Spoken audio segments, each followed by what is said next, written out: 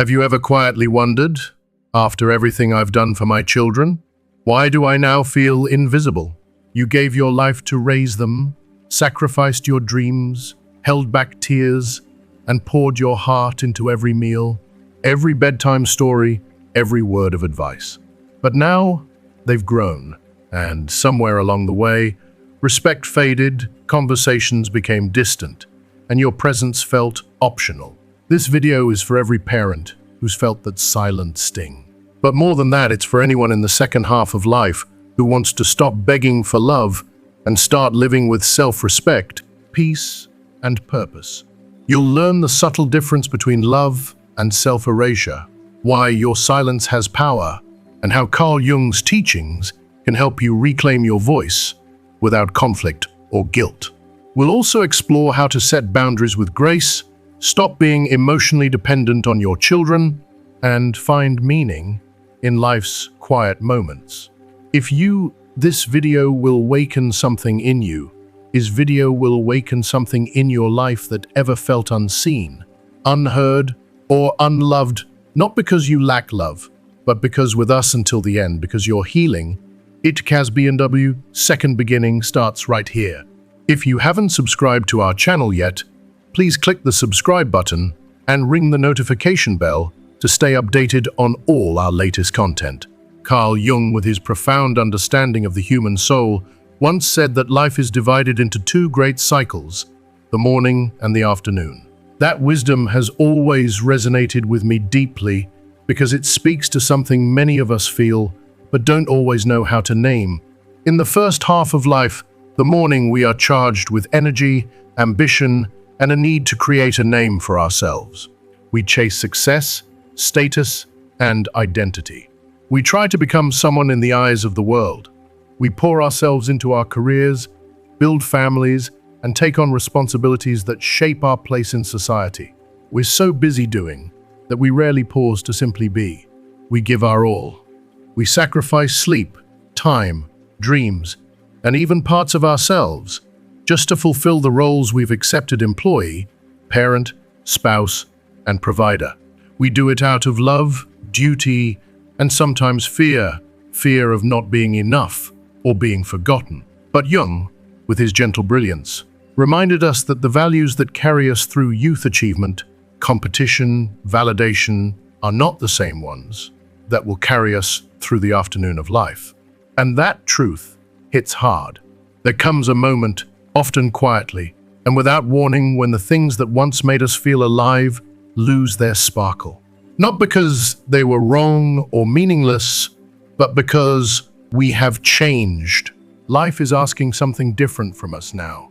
And if we ignore that call, if we stubbornly try to keep living by the old rules, we suffer. The second half of life is not just a continuation of the first, it's a sacred turning point.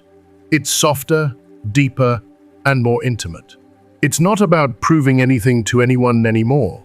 It's about returning to yourself, possibly for the very first time.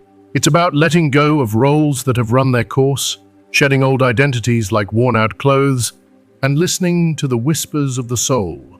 Yet so many of us resist this shift. We don't mean to, we're just so used to living for others that we forget how to live for ourselves. I've seen it so often in parents, especially good parents, loving parents, who continue treating their adult children like they're still small. They keep offering advice, checking in, giving too much of themselves, hoping to stay close, to feel needed, to be loved in return. It's heartbreaking and beautiful at the same time. But time doesn't stand still. Children grow, and the relationship must grow with them. We cannot keep holding on to a past version of motherhood or fatherhood. Doing so doesn't create closeness. It builds quiet frustration on both sides. As Jung warned, clinging to yesterday's roles in today's reality is like trying to light a candle at noon. The flame is still there, but the light outside has changed, and we must honor that. Many parents suffer not because their children don't love them, but because they're still trapped in a role they've already fulfilled. They forget they are more than parents. They are people with dreams, needs, and a right to joy. Letting go of control doesn't mean letting go of love. It means making space for respect. It means moving from authority to equality, from expectation to appreciation. Healthy aging, true. Meaningful aging is not just about keeping the body fit. It starts in the heart and the mind. It's about gracefully surrendering what no longer serves us and stepping into a quieter kind of strength, the kind that doesn't shout, but simply is. When we stop fighting time and start flowing with it, something amazing happens. We begin to feel peace. Not just peace with the world, but peace with ourselves. This phase of life offers an extraordinary chance to meet ourselves without masks, without obligations, without guilt. We no longer need to impress, to chase, to hustle. We can breathe, we can rest, and in that sacred space, we can rediscover who we truly are beyond the job title, beyond the parental role, beyond the expectations. You've done enough. Truly. You've poured your heart into raising others, giving, guiding, and holding space for everyone else's journey. Now, it's your turn. Not to abandon those you love, but to turn inward and nourish the parts of you that have waited patiently for years. This is your season of harvest, not decline. Jung believed that deeply, and I do too. But harvest doesn't come from planting in the same soil year after year. The soul needs new nourishment, now truth, stillness, simplicity.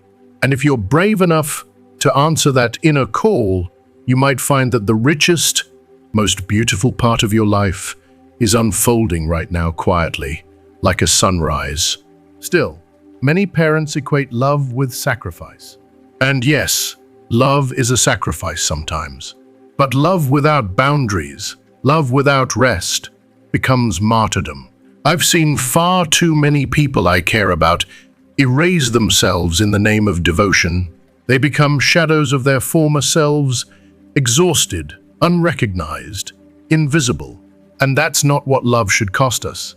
Jung warned us, when we ignore parts of ourselves for too long, they don't disappear, they hide. They become shadows, and those shadows eventually speak, not with words, but with pain.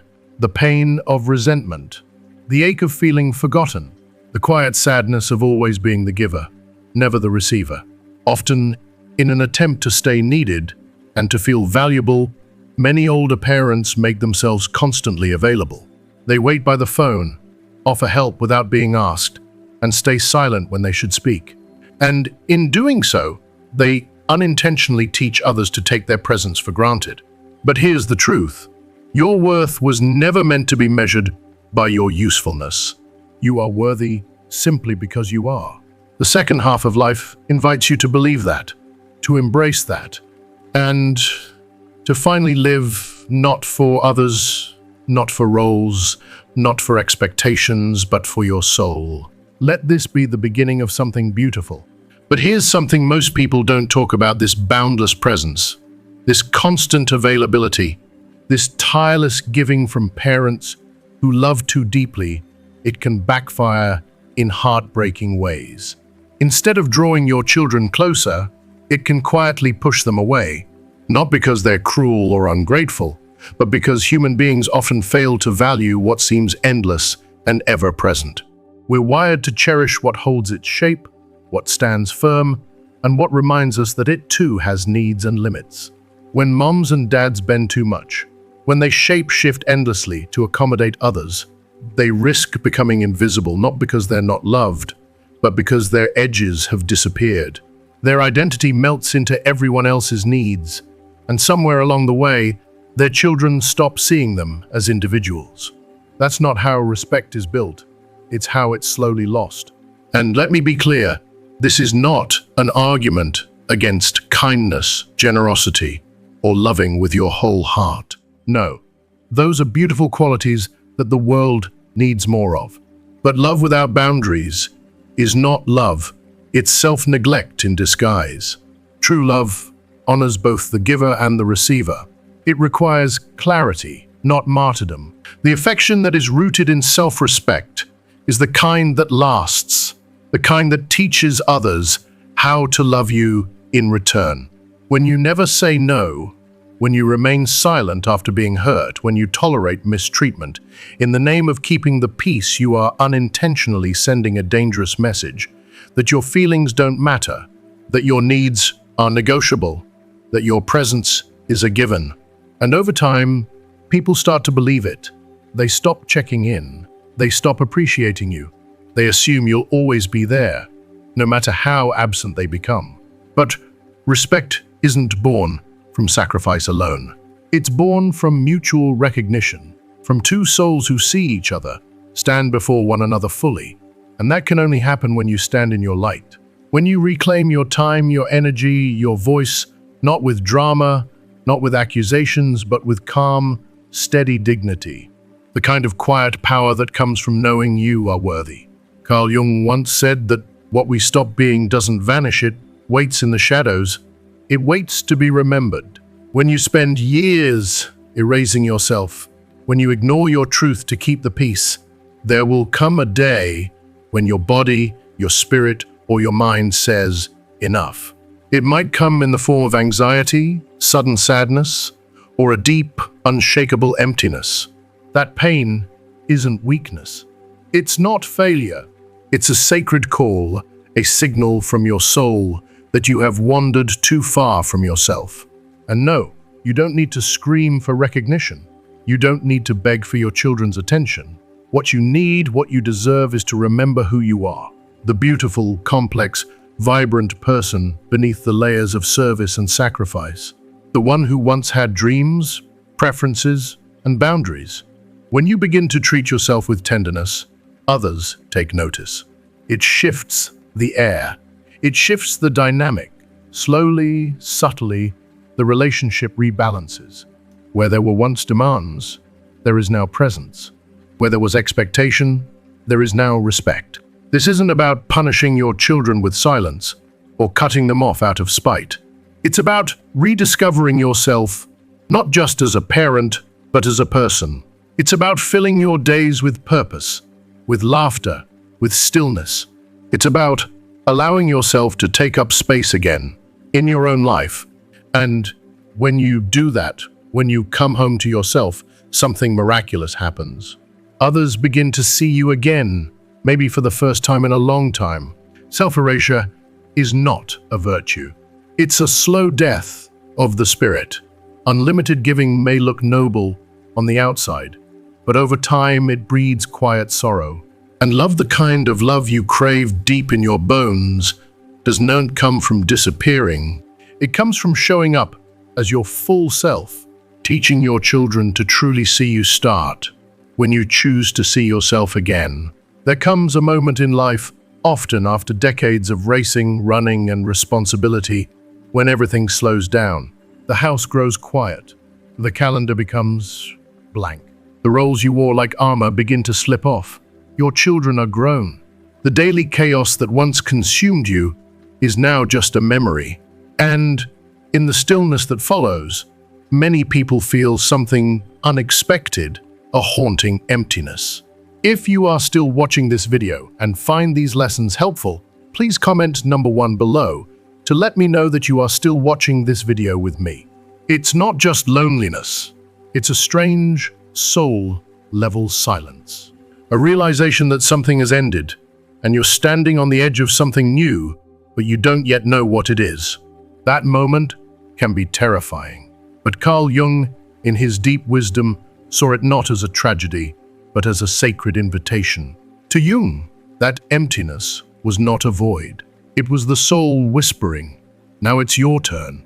It was a doorway, quietly opening to the second great task of life, the discovery of who you are when you're no longer defined by who you are for others. So many of us spend our lives doing what the world demands: good daughters, strong fathers, responsible workers, and reliable spouses. But when all of that fades away, who remains? That question isn't a crisis. It's a blessing. It's your chance to meet the deepest, truest version of yourself. And that journey, that quiet, powerful journey back to yourself, might just be the most beautiful one of all. For so many years, Often without even realizing it, our lives become shaped by roles we didn't just choose, but inherited, accepted, and lived with fierce devotion. We became parents, spouses, employees, caretakers, providers. We wore these titles like armor, believing that to serve, to protect, to give was the very purpose of our existence. And in many ways, it was. These roles gave us structure, a sense of belonging, and a place in the story of those we love. But here's the hard truth. None of them are permanent. Life moves, seasons shift, and eventually, those roles loosen their grip. Children grow up, careers end, relationships change, and suddenly, we are left staring into a mirror, not quite recognizing the person reflected. What remains then is not a role, but a person, a soul, a presence. The encounter with our most intimate, most honest self, often buried under years of doing, giving, and sacrificing. And that encounter, it can be terrifying. It's raw. It's uncomfortable. Because for the first time in a long time, there's no one to impress, no duty to perform, no one needing us to solve something. We're left with our thoughts, our regrets, our longings, our unspoken dreams. And that can feel like standing at the edge of a vast emptiness. But let me tell you something, it's not emptiness. Not really. It's space, sacred space. Space that is finally yours. Carl Jung called this phase individuation a return to the core of who we truly are, stripped of expectation, free from the constant need to be useful. It's not about abandoning the past, but about stepping out from behind the mask of duty to meet yourself not as someone's parent, not as someone's partner, but as your own deepest self. It's not an erasure of identity, it's a coming home. This space can feel like a void at first, especially if you've spent a lifetime filling every corner with responsibilities, noise, schedules, and service to others. It might tempt you to distract yourself with busyness, to fill your calendar so you don't feel the silence pressing in. Or maybe you find yourself drifting into nostalgia, trying to recapture a past that no longer fits the present. But none of these things will heal the aching question that hums beneath the surface. Who am I now? And this is where the real invitation begins, not to go backward, but to create forward. To craft meaning not from obligation, but from desire. To build relationships, not because you have to, but because you want to. To choose solitude, not as loneliness, but as peace. To live, not for applause or approval, but from alignment with your truth, your values, your still beating heart. I've seen this struggle in so many parents, beautiful, loving souls who gave their lives to raising children, only to feel discarded when those children no longer seek their advice or need their support. They mistake this shift as rejection, as if their worth has expired. But that's a tragic misunderstanding. Not being needed does not mean you are not important. It means your role is changing. And in this change lies the chance for a deeper legacy, the legacy of quiet strength, of gentle wisdom, of aging with grace rather than clinging with fear. There is unspeakable beauty in the chapter that follows the noise of family life. It's a time of clarity, of softness, of sitting with yourself and realizing that your presence alone, your laugh, your perspective, your courage still carries immense weight. Your adult children may no longer need you in the same ways, but they can still be nourished by your example. They can still witness what it means to grow older with dignity, embrace change with tenderness, and let go without bitterness. Now, instead of doing, you are invited simply to be present, to be still, to listen more than you speak, to love without needing to fix, to let silence become a form of communication, a quiet reminder that peace does not shout. This season of life, this so-called second half, is not a decline. It's a deepening. It's the time when you can finally stop running, when you can breathe, when you can look back with soft eyes and say, I've done well, and look forward with calm confidence, knowing that the richest part of your journey may still be unfolding. There's less time, yes, but more meaning. The soul is no longer seeking loud victories, it's searching for truth. And truth, dear friend, lives in silence, in stillness, in that sacred space that opens when the roles fall away, and only the real you remains. At first, it may feel like a loss, like something is broken or missing. But I assure you, it's not an end. It's a beginning, a passage, a transformation. It is life offering you a rare and precious chance to become whole, not in service to others, but in a sacred relationship with yourself.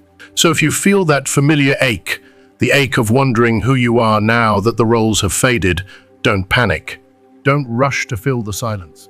Sit with it. Honor it. Let it teach you.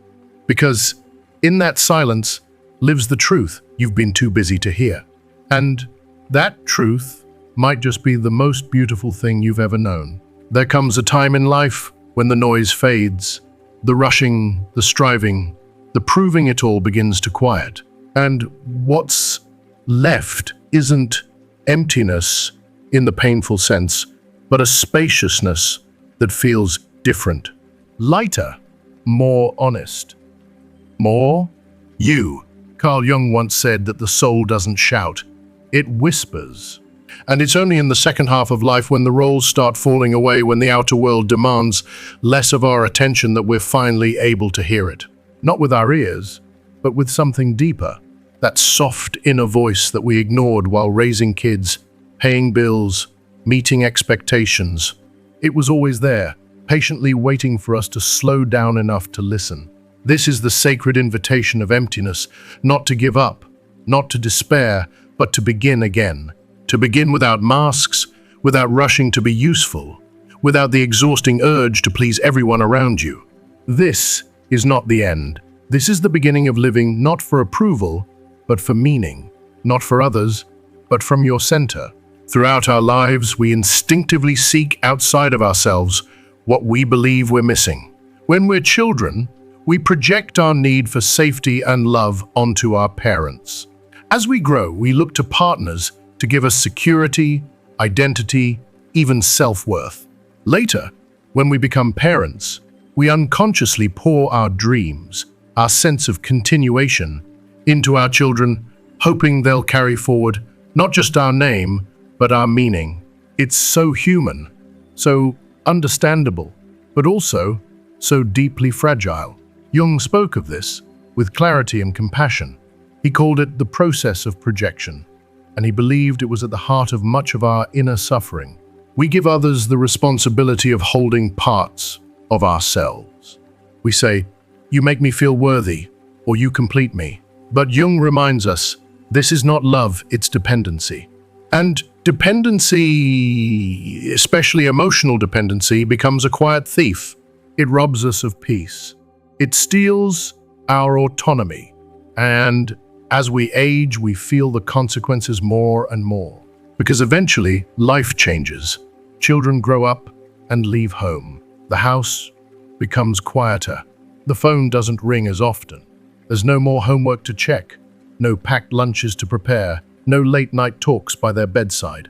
And in that silence, many parents feel something unnameable, an ache, a disorientation. Not just because the children are gone, but because a piece of their identity was built around their presence. It feels like something is missing. Routines fade, and purpose feels blurry. And in that space, there's often sadness, sometimes resentment, and a longing that says, "Come visit me, call me, ask how I'm doing, don't forget me." But this longing, as raw and real as it is, holds a mirror that shows us what we still hope others will complete in us. And it's in that realization that the real work begins, not to silence the longing, but to understand it, to ask ourselves, why do I believe my peace must come from their attention? Why do I need them to validate that I still matter? Because the truth is, your peace was never meant to depend on a phone call or a visit or a dinner invitation. Your worth isn't measured by how often your children check in or how many holidays they spend at your table. Your fulfillment was never meant to live outside of you. Jung teaches that as long as we look outward for inner wholeness, we'll remain restless. True maturity, true emotional freedom, comes when we reclaim the pieces we gave away, when we stop demanding others fill our emptiness, when we say, with gentleness and strength, I am complete. I am enough. I am whole, even in this silence. That doesn't mean we shut ourselves off. It doesn't mean we stop loving or caring. Not at all. It means our love grows deeper, freer, less entangled. Because when you stop needing, you start offering. When love is no longer a demand, it becomes a gift again. Your children shouldn't carry the weight of your happiness. That's not love. It's a burden. And eventually, that burden turns even the most beautiful relationship into a quiet obligation. They may come out of guilt, not joy. They may call because they have to, not because they want to. And you'll feel the difference. We always do. But imagine this instead, that your presence becomes a place of peace. When your children see you, they don't feel pressure or expectation, but comfort. That you become someone they come to, not because they feel they must, but because they're drawn to your calm, your wisdom, your light. This is the beauty of inner work. This is the gift you give not only to yourself, but to those you love. It's okay to want a connection. Of course, we want closeness. We all do. But there's a quiet revolution in realizing you can want without needing. You can love without clinging. You can care without controlling. That's real love. That's grace. And from that place, relationships flourish. Freed from pressure, they breathe. Freed from obligation, they shine. And so do you. So if you're feeling that emptiness, let it speak. Not as something broken, but as something open. An invitation, a gentle call to come back to yourself, to nurture the part of you that has always been quietly waiting for you. You are not forgotten. You are not less. You are not alone in this journey. You are simply being asked to live differently now. To live from fullness, not from fear. From truth, not expectation. From being, not performing. And that, my friend, is a gift more beautiful than anything you could demand. To all the parents who are aging and wondering where they fit, now that the nest is quiet, Carl Jung would gently remind you, stop looking outward for what can only be found within. You've spent decades giving, raising children, supporting a partner, building a life. You've poured yourself out so fully, so completely, that somewhere along the way, pieces of your true self may have been left behind. Not out of failure, but out of love, out of duty, out of necessity. If you are still watching this video and find these lessons helpful, please comment number 2 below to let me know that you are still watching this video with me. But now is the time to turn inward, to look for those forgotten parts of yourself, the books you once loved but stopped reading, the songs you used to hum but silenced because the house was too loud, the talent you never explored, the curiosity that once made your soul dance, the gentle desires you placed in a box, labeled later, and then never opened again. Now is later. It's not too late. It never was. There is something breathtaking about a person who ages with emotional autonomy, someone who has made peace with themselves, not because life was easy, but because they finally stopped demanding that others fix what only self-awareness can heal. These people are a light. They don't beg for attention, they radiate presence. They don't force themselves into conversations, they are welcomed into them. They don't guilt others into visiting. They are remembered with warmth, with love, with eagerness. Because they do not cling, they shine. And it's not because they've given up on relationships, quite the opposite. It's because they've given up on illusions. They've stopped expecting to be completed by anyone else. They've stopped demanding from the world something the world was never designed to provide: inner peace. Jung believed the soul's highest work was reconciliation with itself. And that sacred work only begins when we stop trying to fill our inner emptiness with outer validation. No spouse, no friend, no child, not even the most devoted one can hold the responsibility of sustaining your emotional existence. That is a burden no one can carry, and truthfully, no one should. So if you're feeling that familiar ache when loved ones drift away, when the calls grow less frequent, when the visits come with longer gaps, pause. And instead of asking, "Why have they forgotten me?" gently ask yourself, "What am I still waiting for them to give me?" And then try gently, lovingly, to let go. Not out of bitterness, but out of love. Letting go doesn't mean letting them go. It means releasing the expectation that they owe you your happiness. Because when we stop demanding, we create the space for real connection. When we stop waiting to be completed, we become whole. And only then can others walk beside us, not to carry us, but to join us in peace. Throughout our lives, we are taught to perform, to wear a mask, to be strong, patient, composed, to swallow anger, to hide sadness, to smile when we're weary, and to keep the tears at bay. We become experts at appearing okay, even when we're carrying storms inside. But Jung warned us, what we push down doesn't vanish, it waits. He called it the shadow, the collection of all the parts of ourselves we deny or repress.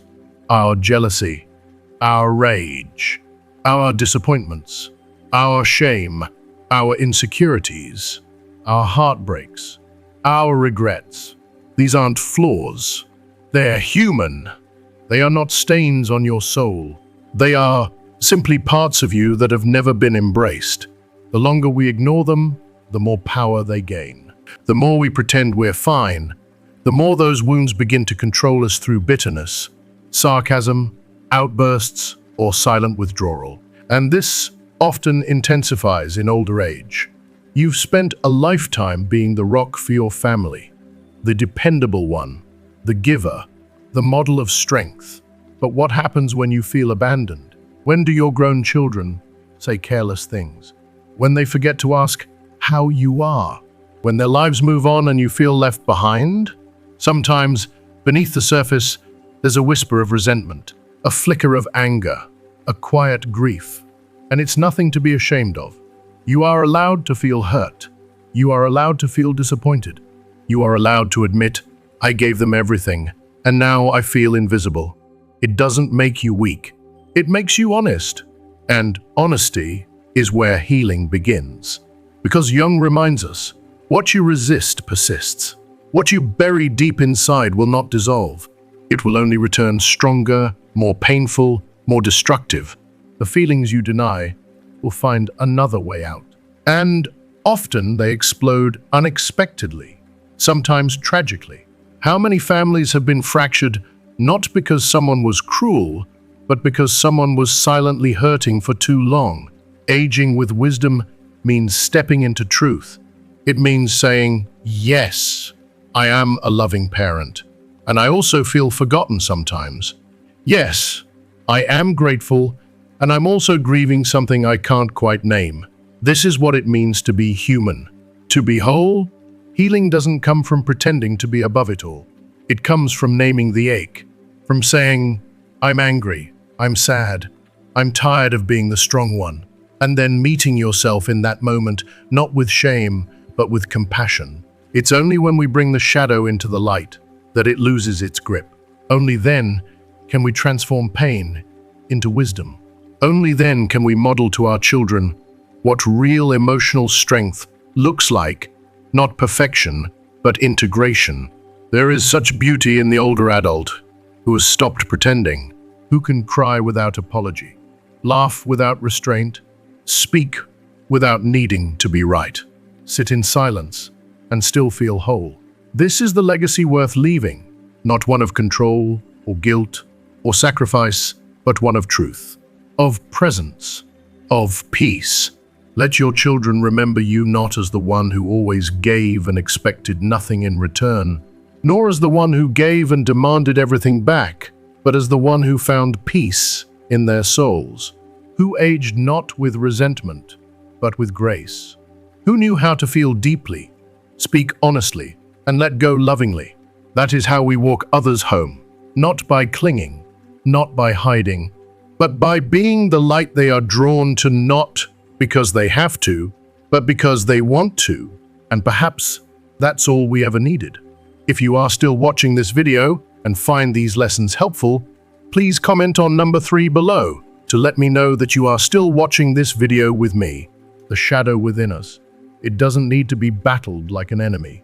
It needs to be heard, and welcomed like a long-lost part of ourselves, finally returning home. Carl Jung taught that the shadow holds not just our pain, but pieces of our soul, parts of us that were cast aside, shamed, silenced, or misunderstood. Our doubts, our anger, our envy, our hurt, these are not signs of weakness. They are clues to where we were once wounded. And when we dare to face them, not with judgment but with compassion, something incredible happens. We become more whole. The parent who can say out loud, "I felt disrespected by my child, and it hurt me deeply," is much closer to healing than the one who shrugs it off with a brittle, "It's fine," while that pain silently builds beneath the surface. The truth is, it's not fine, and pretending never makes it so.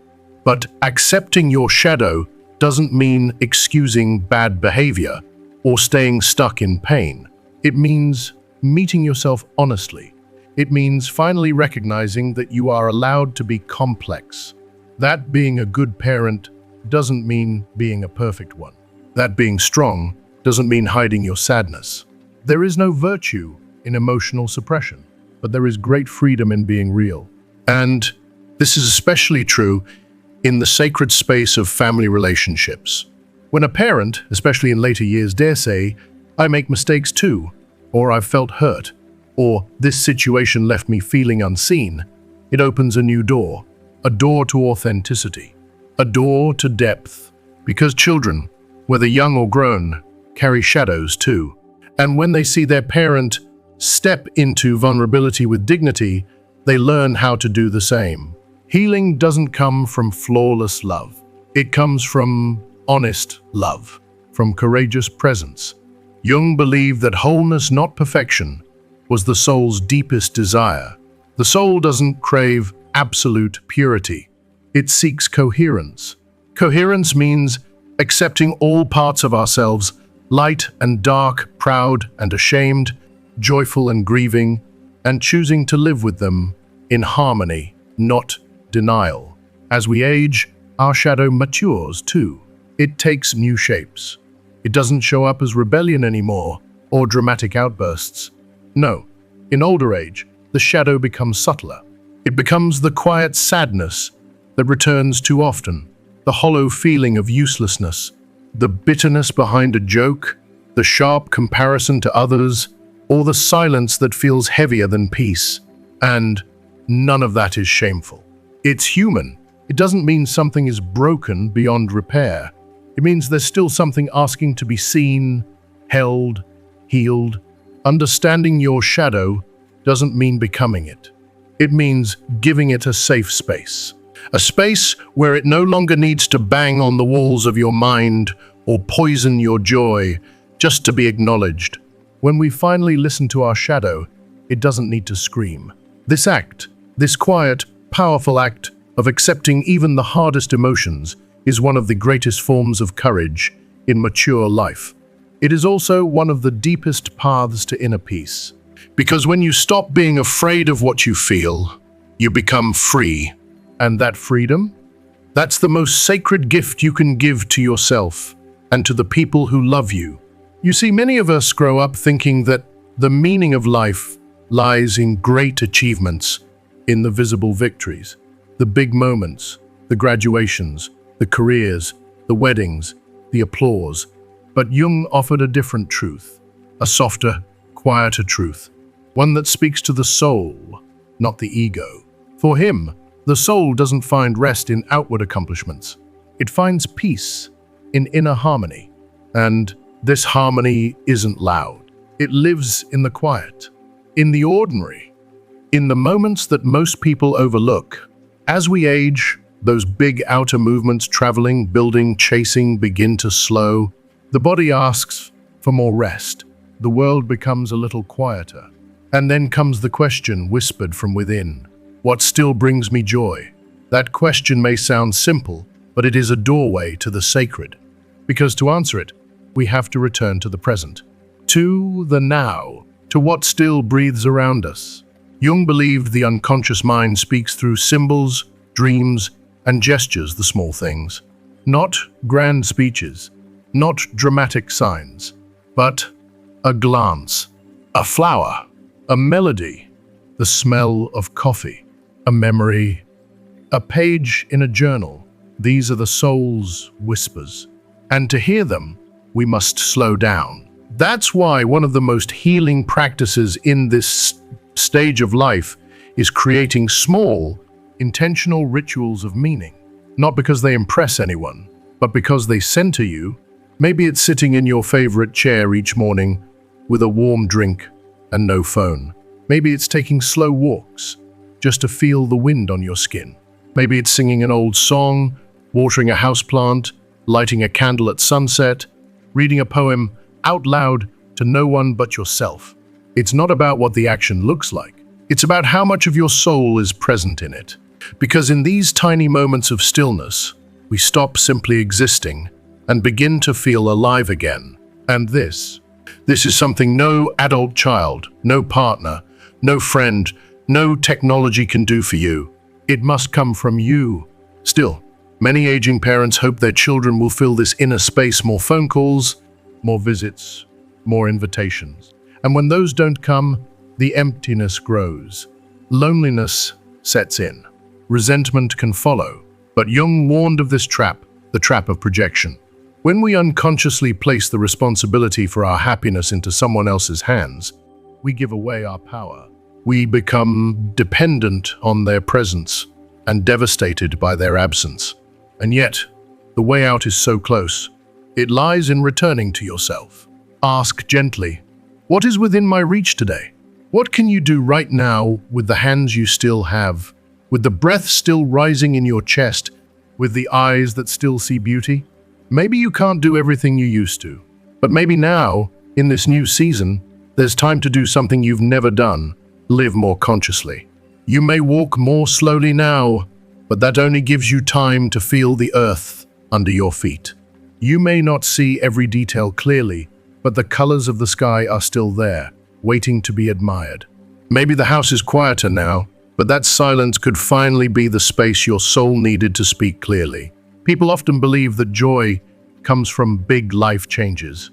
But Jung taught that the deepest transformation begins with what's nearest. The ordinary, when done with awareness, becomes holy. And in that holiness, the soul finally finds rest. It's not about pretending aging is easy. It's not about idealizing solitude. It's about honoring what is. It's about saying, even now, I get to choose how to live this day. Even if it's quiet, even if it's different, even if it's not what it used to be. And when you begin to pay attention to what's small, what's simple, what's right in front of you, you stop waiting for life to come back. You realize it never left. You were just too busy or too heartbroken to see it. You stop counting the days you've lost and start cherishing the ones you have. And that shift, that subtle, powerful inner shift, is what Jung meant when he spoke of individuation. A soul returning to itself. A human being no longer fractured, no longer projecting, no longer hiding, but whole. And finally, free. You don't need to be young again. You don't need perfect health, applause, or admiration. You just need to be present, truly present, because something changes when you stop chasing what was and begin embracing what is. Time, which once felt like a thief, slowly becomes a companion, a quiet, gentle ally. Each morning becomes a chance to begin again, not in a grand way, but in the way that truly matters. When you learn to live with presence, even the smallest things become sacred. Preparing a cup of tea with care, straightening a room with intention, sitting in the sun, and letting its warmth reach your bones, listening to yourself, to the birds, to the stillness around you. Carl Jung once said, "What gives meaning to life also saves it from despair." And often that meaning isn't in grand achievements or shining recognition, but in the still, small rituals that remind us, I am alive. I am here. I matter. The soul never begged for big answers. It's been asking for something much simpler all along your presence. And aging, far from being a decline, offers us something rare and precious, time. Time to slow down. Time to notice the beauty in what once seemed invisible. Time to finally feel the heartbeat of life pulsing through even the smallest acts. But with time comes another challenge. As the years pass, many parents begin to feel their influence fading. They still love their children deeply, sometimes more than ever, but they also feel unheard. Their words land differently now. Their advice is met with silence, or worse, with dismissal. And their presence, once central, feels peripheral. It's a deeply painful experience. And in that pain, many try to reclaim lost ground. They bring up the past. They remind their children of all they've done. They ask, where is the respect? But Jung taught us a hard truth. Respect can't be demanded. The more we try to force it through guilt, anger, or entitlement, the further it slips away. True respect isn't loud.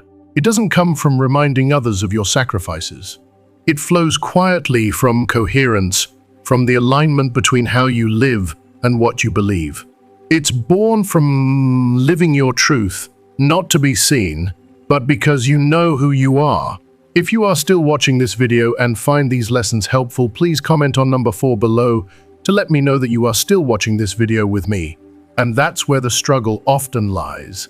Over time, we lose touch with ourselves. We become consumed by roles: mother, father, wife, husband, worker, caregiver. We're constantly someone to someone else. And when those roles dissolve, when the job ends, when the house empties, when the partner weakens or passes, we're left with a terrifying question: who am I now? But here's the gift hidden in that question. It's the beginning of something new. Jung invites us not to run from it, but to walk into it with open hands.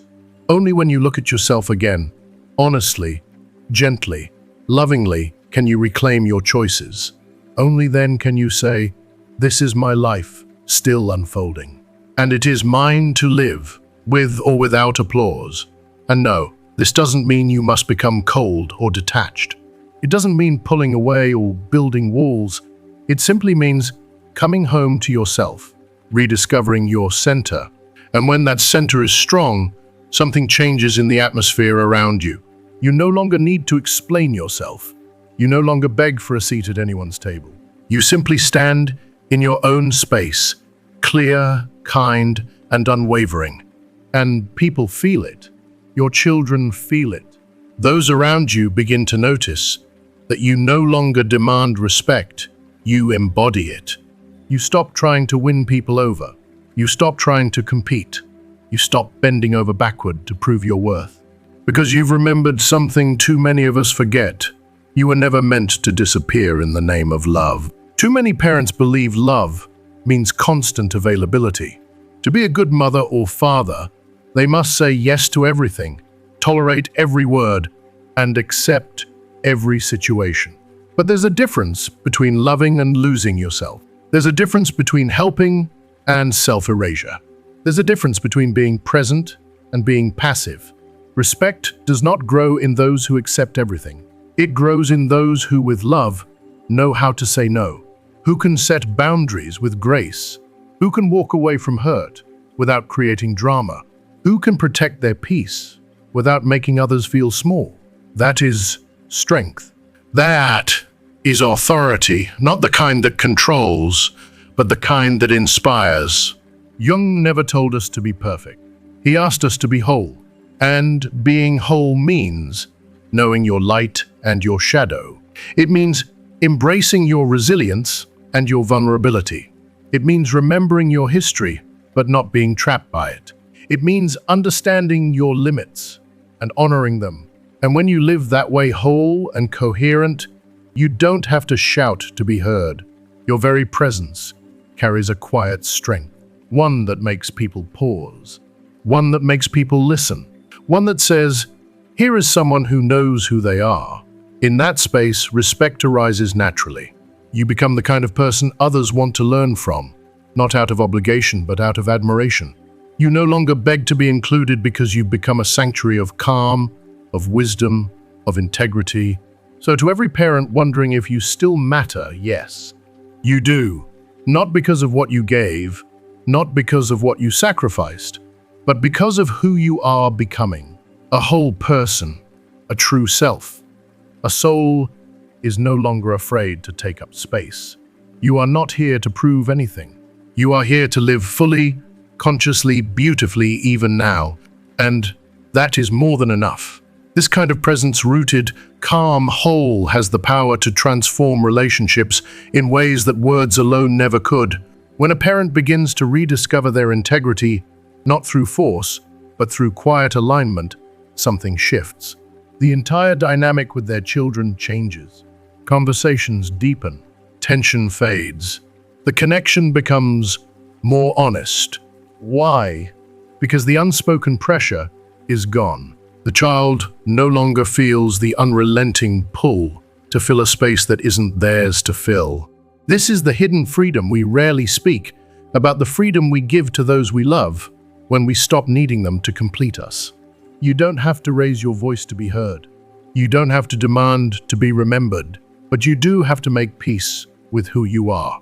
And that peace comes only when you stop living to please others, stop explaining yourself away, and stop sand thinking to keep the waters still.